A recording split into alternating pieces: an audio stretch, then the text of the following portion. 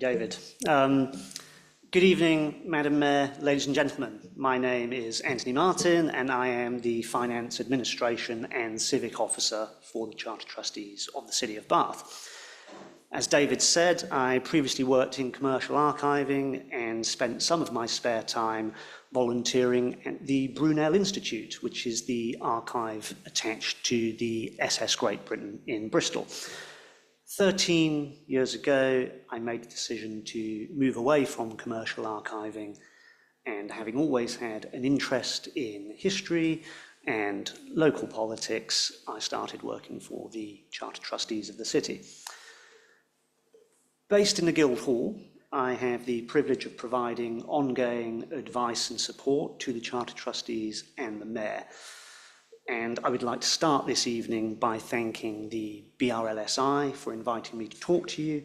And I would particularly like to thank Professor Ian Gadd for the initial invitation and Mr. David Hall for helping to ensure that all the arrangements for this evening were in place. The Bath Royal Literary and Scientific Institute is an esteemed and respected organisation, and being invited to talk to you during your bicentenary year is a huge privilege and one I am very grateful for the opportunity to do so. The talk I'm about to give will provide you with a brief overview of the history of the mayoralty and how the role has developed over the years. I will also focus on some of the significant items that the Charter Trustees are responsible for, including several items of the city's including several of the city's royal charters and the civic regalia, specific items of the city plate. And I've compiled this information into a narrative which hopefully you will find not only interesting and informative, but hopefully enjoyable. I envisage that this talk will take approximately 35 minutes, and I'm more than happy to take questions at the end of the talk. Now, before I move into the history of the mayors, I think it would be useful for you as an audience to understand where the Charter Trustees and the mayoralty sit within the local government structure we have in the city today.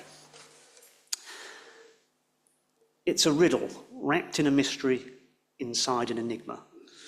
Winston Churchill's famous description of Russian intentions in 1939 could easily be used to describe the patchwork of different tiers of local government within England today. County councils, unitary authorities, district councils, parish councils, combined authorities, metropolitan boroughs, charter trustees. To say it's confusing is an understatement, and trying to explain how local government works in England is complicated. And even for those of us that work within the system, it is not always clear. For example, the word mayor can be used to describe three very different local government offices. You might be referring to the directly elected regional mayor, such as the mayor of the West of England Combined Authority. Or you could be referring to the directly elected executive leader of a council, which up until May of this year was the system operated by Bristol City Council. Or you may be referring to councillors elected by fellow councillors to fulfil the largely ceremonial role of mayor, like we have with the Mayor of Bath today and the Lord Mayor of Bristol, for example. Now, parts of England, including Bath and North East Somerset Council, follow a unitary single-tier model of local government. That is a unitary council with parish councils sitting beneath it. The rest of England has a two-tier system where you have a county council with both district and parish council sitting beneath it. However, not all areas of England are covered by parish councils, Bath being one, and in some of these unparished areas, charter trustees exist. The city of Bath was an ancient borough, and by 1889 it was a county borough responsible for its own governance, independent from Somerset County Council.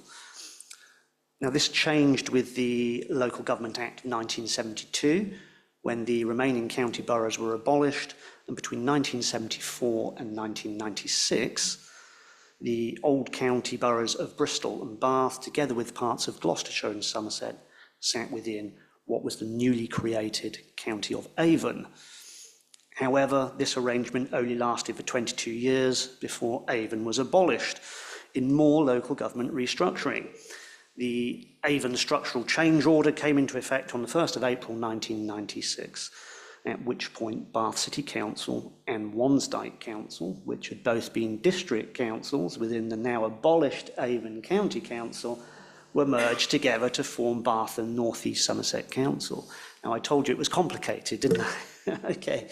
Now, this restructuring required the establishment of charter trustees within the City of Bath.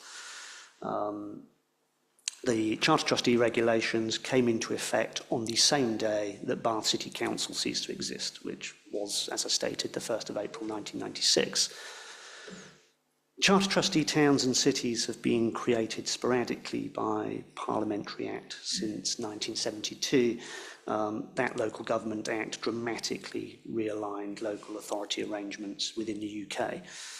The creation of new unitary councils, such as Bath and North East Somerset Council, has resulted in more towns and cities with royal charters losing their status as local government entities, with the potential loss of the mayoralty and civic traditions after a period of many hundreds of years. The aim and purpose of the creation of charter trustees is to protect, manage, and preserve the historic status of cities and towns that might otherwise be subsumed into the newly created but relatively unconnected local authority. Many of the original charter towns have ultimately become incorporated into the larger area, but some, generally with significant historic royal charters or other extraordinary mayoral features, have chosen to operate as charter trustees, which remains faithful to the history.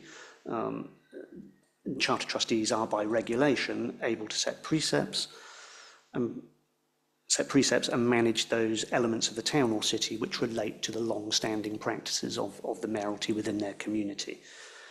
Financially, charter trustees are a parish council. They raise a precept to the council taxpayers of the city which must be spent and accounted for in the same way as any other council. Charter trustee bodies across England now number 17 in total, including such varied locations as Bournemouth, Chester, Durham, High Wycombe, Margate, and of course Bath. There are usually 4 meetings of the charter trustees each year, and the charter trustees of Bath are the councillors tasked with maintaining the traditions and functions of the mayoralty. They are responsible for the historic and ceremonial property, in particular the royal charters, the collars and badges of office, the civic regalia, which includes the 2 city maces and the city sword, and the city gold and silver collection. Excuse me.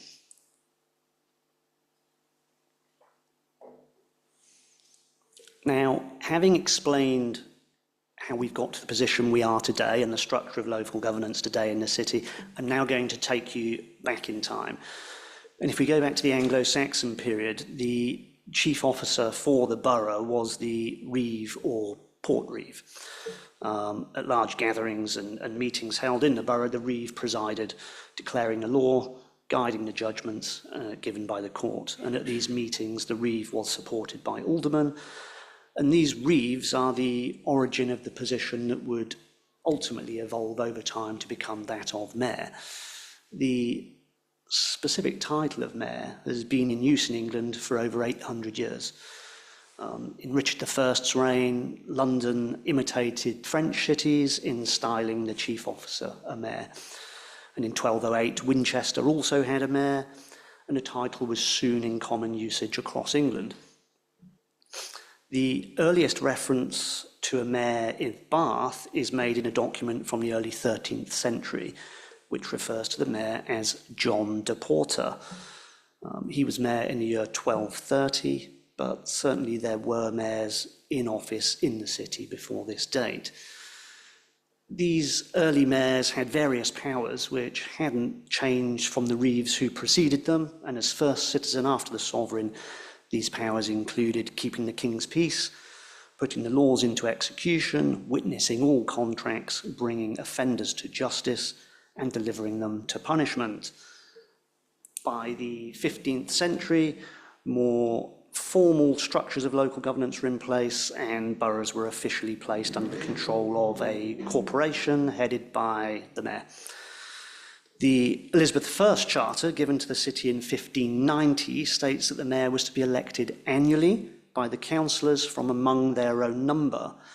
And interestingly, it also states that refusal of the office of mayor could incur a fine of £50 and committal to the city jail. Now, interestingly, this was actually enforced in 1614 when Richard Gay was elected mayor. He declined the position so that he could concentrate on his own business affairs and was subsequently committed to the city jail until he reconsidered. The mayor continued to hold extensive powers within the local community, and it was only in the modern era that the final vestiges of political power were removed, so that the role of the modern mayor in English boroughs and towns entails only limited administrative duties and is a ceremonial role regarded as an honour conferred for local service on the council.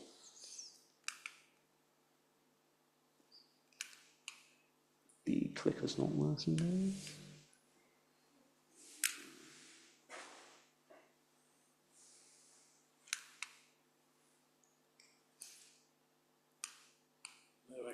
No, okay, that's fine, don't worry.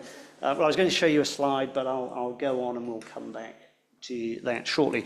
So, as I say, the role of the mayor, although altered, still has a huge ceremonial significance and influence.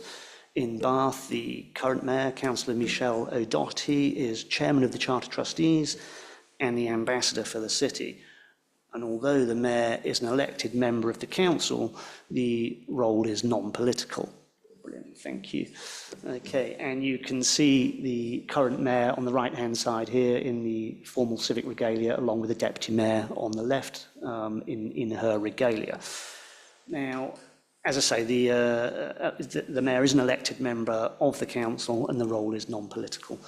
The mayor is expected to devote much of their time to civic, ceremonial and representational functions, and in Bath the mayor will carry out between 400 and 500 engagements a year, ranging from civic receptions and parlour visits for local community groups through to hosting ambassadorial and royal visits.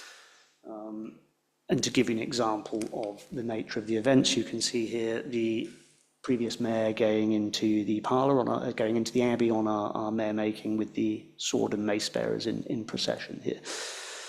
Now, the mayor is still selected to this day from among the serving councillors, and across Bath and North East Somerset Council there are 59 councillors in total. 28 of these councillors are elected from wards representing wards within the city of Bath. And these 28 automatically become charter trustees of the city upon election. The mayor is elected from this group of 28 by their fellow charter trustees at the AGM, and they're elected for a one-year term of office. Significantly, the mayor cannot hold a leading political position within Bath and North East Somerset Council, such as group leader or cabinet member, for example. Another criteria we ask is that the mayor cannot have been mayor previously. We say that you are mayor once and once only. Now, in the past, this wasn't always the case. Many of our medieval mayors held office multiple times, some even 6 and 7 times. In more recent times, Cedric Chivers held office 6 times in 7 years between 1922 and 1928. And Jerome Murch, a former chairman of the BRLSI, was mayor on 7 occasions. But as I say, the practice since the Second World War has been 1 year and 1 year only. Now, I think it's fair to say when you look at when we think of a stereotypical image of a mayor in the UK, I think most people would recall an iconic representation of the mayor wearing a scarlet robe and chain of office. And it is certainly possible that a scarlet robe edged in fur and a chain of office were worn by Tudor mayors in Bath. This was the case with other city corporations, but unfortunately no portraits or records have yet come to light which could substantiate the wearing of traditional mayoral regalia by the city's mayors during the 16th and 17th centuries. Indeed, during the 18th century, the mayoral regalia was limited to a simple black gown, similar to that worn by a student on graduation day, and as can be seen in the 18th century portraits in the council chamber in the Guildhall today, you can see these rather plain civic robes. Now, the present day regalia worn by the mayor is actually a fairly recent innovation in Bath and was not actually introduced until 1850 during the mayoralty of Frederick Dowding. And you can see a slightly blurred image there of Mayor Dowding. In 1849, Prince Albert had taken a leading role in the organisation of the planned Great Exhibition, and he was keen to ensure that the whole country participated in this national and international showcase. To help engage the population, invitations to a banquet hosted by the Lord Mayor of London were dispatched to mayors across the country. The objective of this banquet was primarily to help the exhibition commissioners build up a network of financial support for the exhibition across the country, and mayors were expected to lead local committees and promote the exhibition. Over 180 mayors from towns and cities were invited to attend, and it was expected that the mayor would appear in official dress.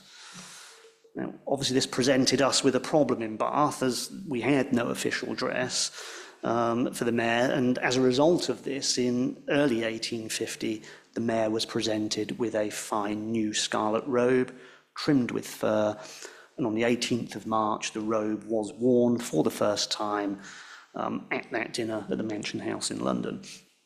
The dinner was attended by Prince Albert, government ministers, foreign ambassadors, the commissioners of the Great Exhibition, and as already stated, over 180 mayors from across the country attended.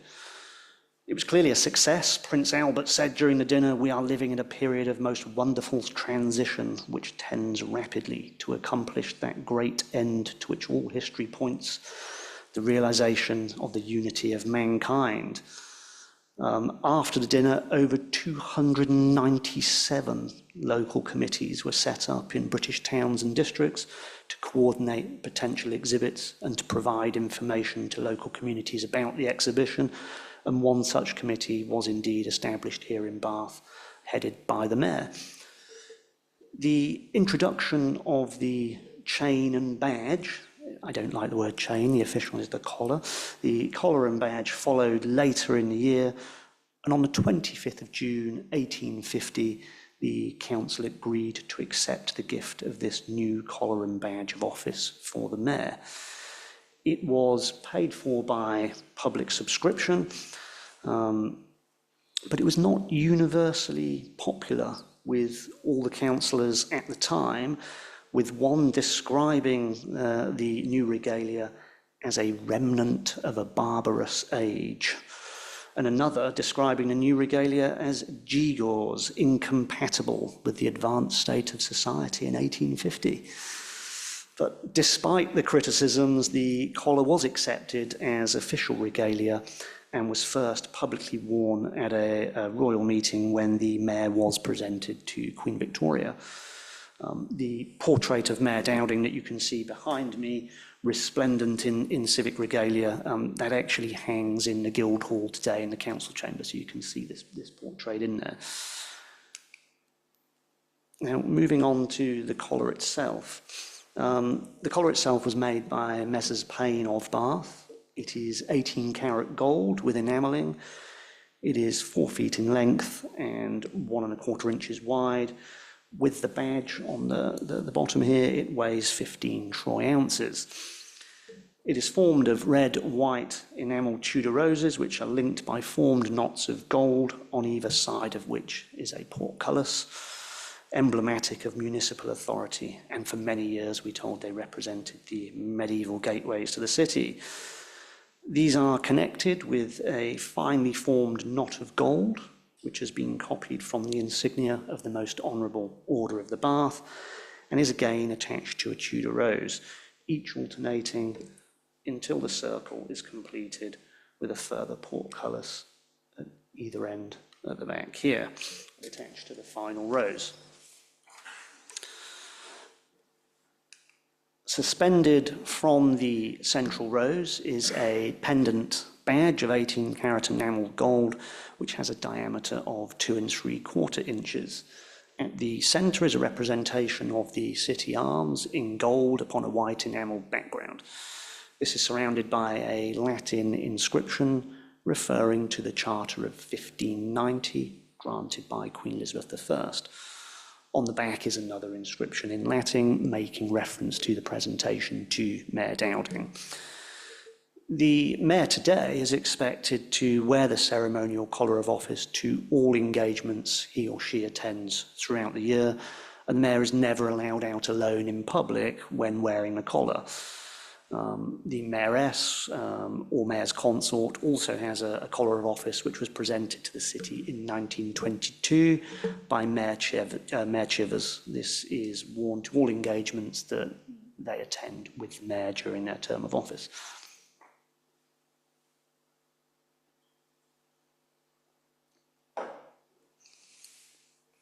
On formal occasions, when the mayor is in the full regalia, the mayor will be accompanied by the city sword bearer and mace bearers. And I think it's fair to say that visually the most spectacular items of regalia the city possess are the maces.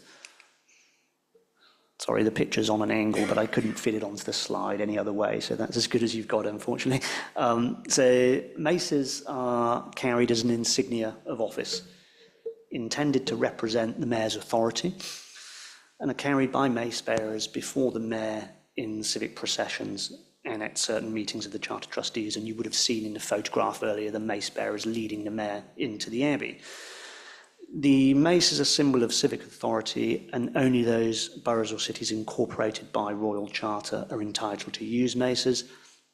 Most towns have at least one, some have more, and in Bath, obviously, we have a pair of maces.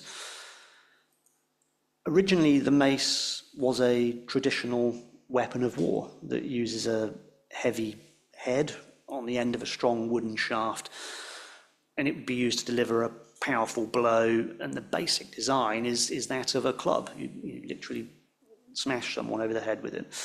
In England, what would eventually evolve into civic maces were originally borne by the sergeants at arms, who acted as a royal bodyguard.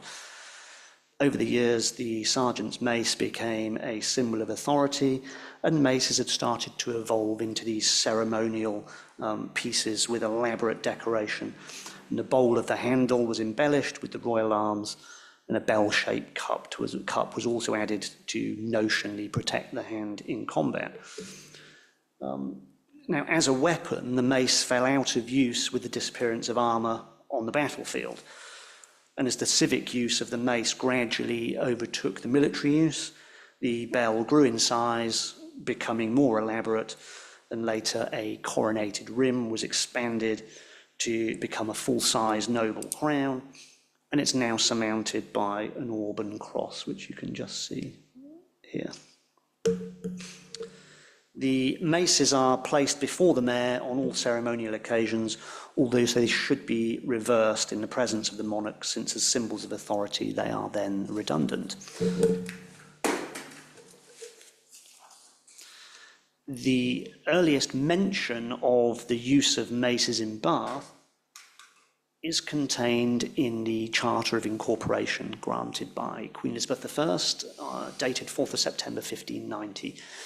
And in that charter it states that the sergeants at mace to be appointed in the said city shall everywhere within the said city of Bath and the suburbs, liberties and precincts of the same carry and bear before the mayor of the same city for the time being and his successors maces of gold or silver, engraven and ornamented with the sign of the arms of this our realm of England.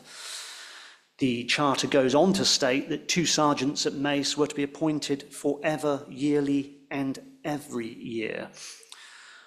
What's worth noting, however, is that in the Chamberlain's accounts from Bath of 1569, it shows payments made to two town sergeants, a Thomas Burr and a Harry Mace. Taken with the fact that no record of the purchase of 2 maces can be found immediately after 1590, and the fact that 2 sergeants were appointed and paid over 20 years before that date, it is assumed that maces were in use in Bath before 1590. It is probable that the original maces were not very impressive, for in 1631 the corporation resolved to equip the mayor with maces more worthy of civic functions, and a payment was made for new maces. In 1666, another payment was made for altering them, and this second payment almost certainly involved the removal of the arms of the Commonwealth and replacement with the now restored royal arms. In 1708, it was decided to replace the maces once again, and the corporation gave £60 to balance the exchange, and it is this 1708 pair that are the current city maces. They are silver gilt, each measuring 114 centimetres in length. The surface of the head, which is surmounted by an imperial crown, is engraved with the city arms, the rose, thistle, fleur-de-lis and the harp. In the top of the maces are the royal arms of Queen Anne, and from the marks, the maker's marks, we can indeed confirm the date of 1708 and the maker as Benjamin Pin, a London goldsmith. As with the mayor's collar, the city maces are working pieces and are used between 10 and 15 times a year at various events, including the annual general meeting of the Charter Trustees, Remembrance Sunday, university graduation ceremonies, and, for example, military homecoming parades as and when they take place. Now, when on parade, the city mace bearers and maces are always accompanied by the city sword bearer. And you can see the sword on the screen behind me. There is no evidence of a sword having been presented to the corporation of the city of Bath by any English monarch, and no charter or document granting this right exists. As previously noted, the Charter of Elizabeth I stated that the corporation were empowered to bear and carry 2 maces before the mayor, but no mention is made of a sword. Now, the sword we have today, and the one you can see on screen, is actually a replica. The original sword was kept in Swainswick Manor, and Collinson's 1791 History of Somerset refers to the mansion house of Swainswick, in which is preserved an old military sword. Swainswick Manor had previously been left by Richard Dudley to Oriel College, Oxford in 1521, and the original sword is now kept in the refectory at Oriel. The sword, as far as I can tell, is a medieval Zweihander. Literally, that means a 2-hander, measures 5'4" from pommel to point, and has a quillion guard, below which are 2 projecting spurs for protection of the hand. These Zweihander swords would have been carried over the shoulder like a halberd or a polearm, a large military weapon. On each side of the blade, below the spurs, unfortunately you can't see it on the photograph, I haven't got a close-up image, but on each side of the blade there is some Damascene work suggesting a continental origin for this sword. And within this pattern, on one side of the blade is a legend in Latin, Pugna pro patria, fight for your country. On the other side is a narrow-waisted shield, outside of which are the letters PD, below which is the date 1523. At the turn of the 19th century, the sword became a feature of civic processions, having been lent to the corporation by Oriel. Alderman Robert Edmund Dickinson, MP, had the replica made by Wilkinsons of Pall Mall and presented it to the city in 1902, and it is this 1902 replica that we carry today. Now, I've referred to royal charters several times already, and over the years, Bath has been granted a total of 27 royal charters. The first of which was granted in 1189 and the last in 1974. Charters were the tools that made municipal life free from royal control, and it gave the citizens the right to some form of self-government. These documents were the main way of recording and granting permissions and rights. There wasn't a generic process, and each charter was tailored to the specific needs of the area it covered. And most early charters involved regulations of markets, trade, and the right to raise taxes and tolls. Authentication of documents in medieval times was verified by a seal, and the seal became an essential part of any charter. If you look at the centre of the photo there, you can see the remains of Richard I's seal, and we'll come on to this charter shortly. Most of Bath's 27 charters are written in Latin. Some of them are very ornate, some are more basic, as you can see here. Some, as I say, are illuminated and most still carry the seals of the issuing monarch. All of our charters are held in glass frames in the city archives, and they can all be viewed by appointment, so if any of you do wish to go and have a look, please do. And I've actually got a copy of Charter 1 with me, so at the end of the talk, please do go and have a look at the table opposite. Many of the charters that we have in Bath are what's known as inspeximus charters. That is a charter beginning with the Latin word inspeximus, which literally means we have inspected. It's declared in the charter that an earlier charter has been examined and its validity confirmed. And these inspeximus charters were granted by subsequent monarchs as a confirmation of the rights and freedoms acknowledged by his or her predecessor.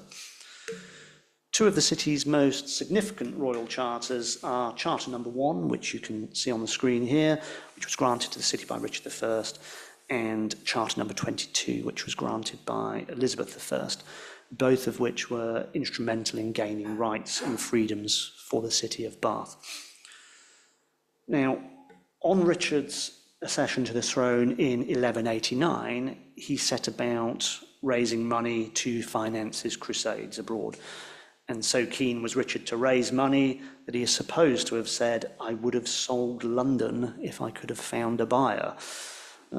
The selling of charters was an easy way of extracting money from the wealthy citizens of towns and cities. And this charter was actually sealed and dated at Dover on 7th December 1189. It was just 4 days before the king sailed for Normandy. And it is this charter that started that process of self-government for the city. Charter 1 was actually granted to the merchant guildsmen of Bath, and it gave them the right to trade unhindered and provide freedom from tolls in the same manner as the guilds of Winchester. The guilds had risen to prominence and dominated towns from the Middle Ages, and these merchants and craftsmen were the wealthiest residents in the city, and as such they were in position to buy charters from the monarch that enabled them over time to cement themselves as the leading men within the city. As Charter 1 was limited specifically to trade, the guildsmen sought further charters to gain more power for themselves. And as I said, please do go and have a look at Charter 1 later on. The early charters were very brief documents. This is the size of a small A5 piece of paper. It comprised, as I say, 1 page. The first charter we have of any length was Charter 18, which was granted by Henry VI in 1447. This charter, as I say, is a much more sizable piece, and this granted to the mayor and the citizens that the mayor of Bath should be the justice of the peace within the city, would keep statutes concerning workmen, innkeepers, beggars, and travelling men, would inquire by oath offences committed within the city and punish offenders, would protect the liberties and customs of citizens, was responsible for the correcting of weights and measures, and was to act as clerk to the market. So these charters are becoming more detailed. By far the longest charter we have is Charter 22. In 1590, Queen Elizabeth I granted the city its most important charter. And if I bring that up on screen here, so this is, as I say, Charter 22. This was a charter of incorporation that, in effect, established the corporation that, despite evolution, would, in essence, go on to govern the city until 1996.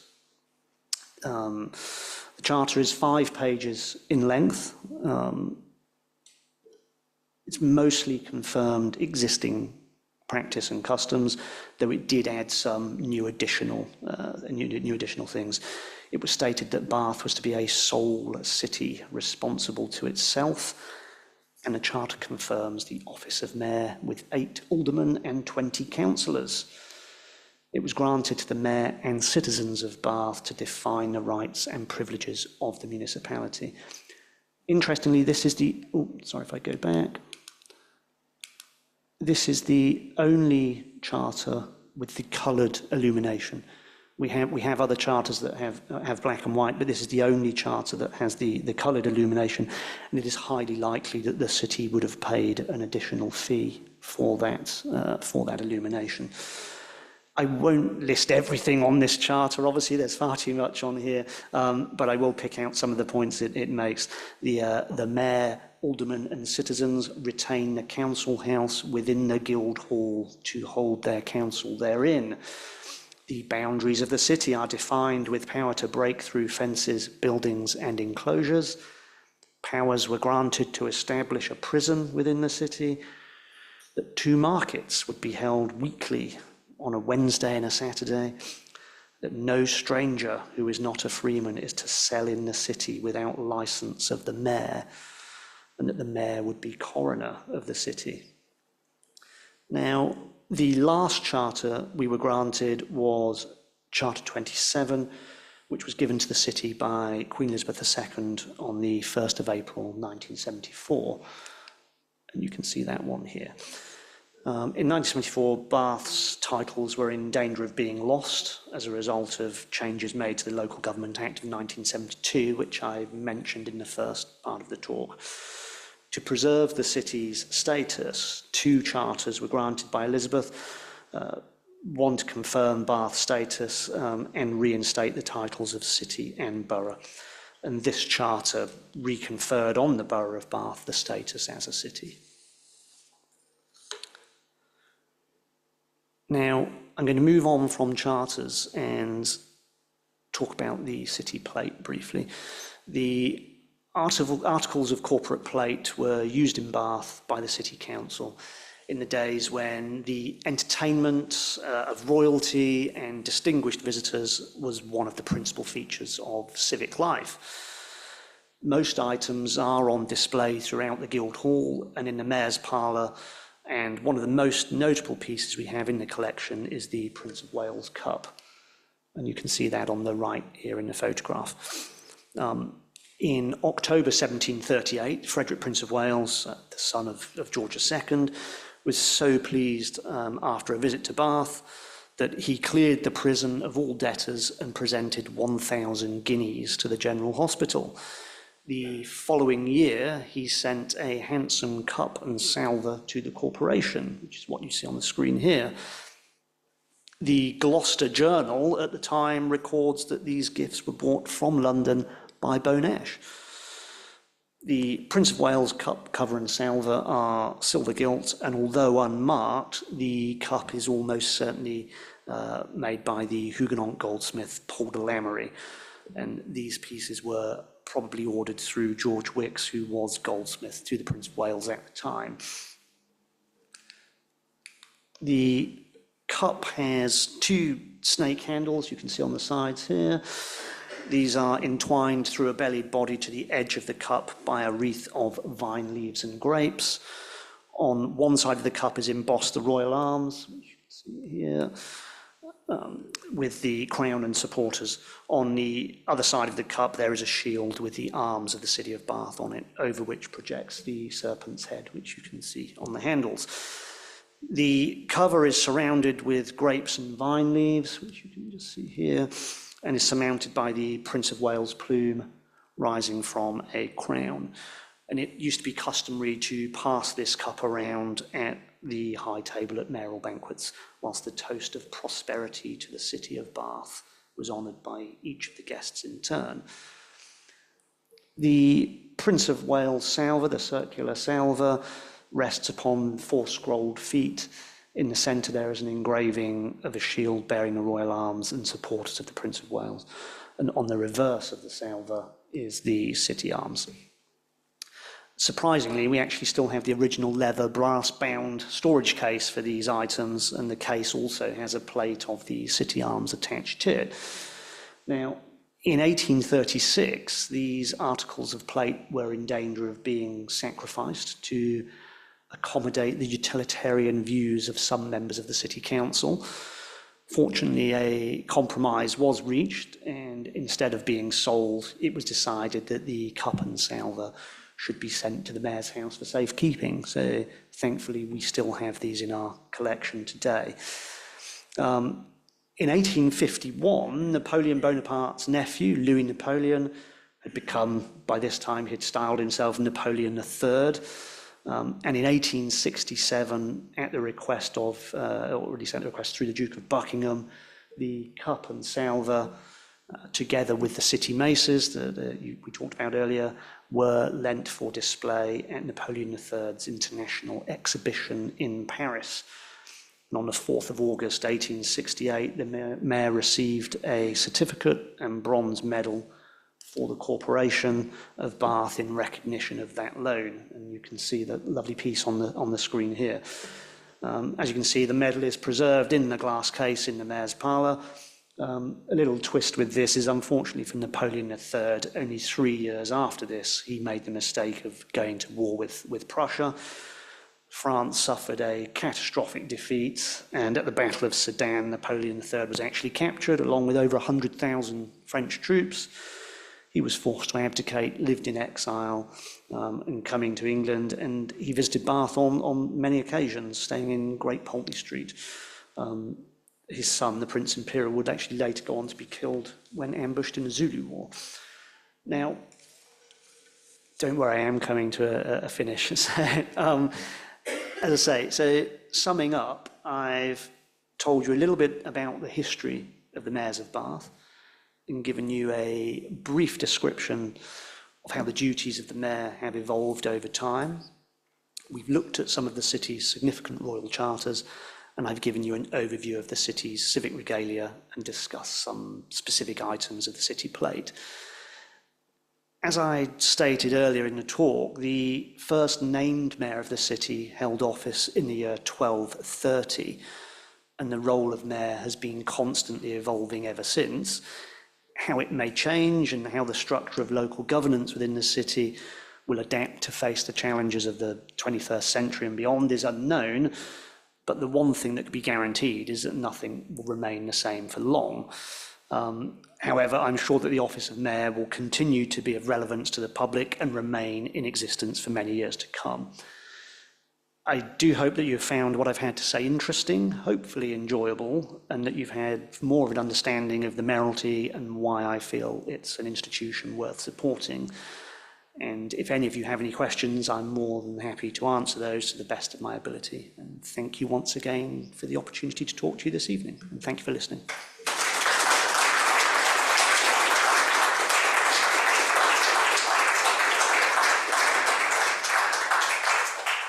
Well, that was fascinating, actually. Thank you very much. we know what pride you have in the treasures in the Mayor's Parlour, and I assume some of the treasures are elsewhere in the Guildhall as well. Thank you so much for going through them with such interesting detail. I was fascinated by the maces particularly, and wondered, where do the mace bearers come from? Are they councillors as well, or are they just No, so likely lads with fancy hats? Our mace bearers are, many of them have been former police officers, police constables, and we have a pool of 12 of them that we use. And we will periodically, as somebody gets to the stage where they think they're not really up to carrying the mace anymore, we will ask amongst the group, do they know a suitable individual, who we will then bring in, meet with us, discuss the role, and if they're happy to take that on, we'll move ahead with that. Lovely, that's great. Now, does anybody have any questions in the room? We have microphones so that you can ask your question and people online will know what is being asked and then what the question is.